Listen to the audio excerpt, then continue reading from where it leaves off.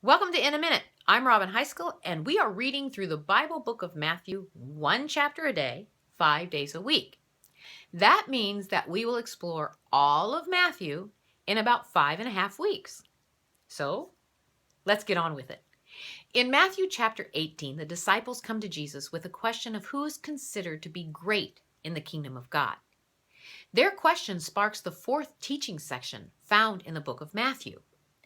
Jesus shows his disciples and us that taking the path of humility instead of clawing and conniving for rank and position is the standard of the kingdom of heaven. Humility, simply put, is the attitude of you first, not me.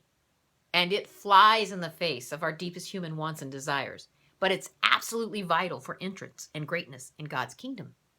Humility understands that wrongdoing can and does affect others. Jesus uses a strong word picture of the severity of deliberate and habitual sin and the need to change bad behavior.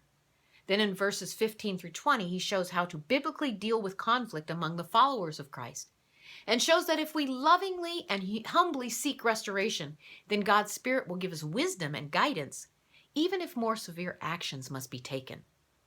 Jesus' teaching precipitated a question from Peter. Just how often are we supposed to forgive? Peter asked Christ if someone continually offended us, was offering forgiveness 7 times enough? Now, actually, Peter was being quite magnanimous. The tradition of the day said forgiving 3 times was enough. But Jesus went way further. The point was not to count and keep track, but to always be willing to forgive.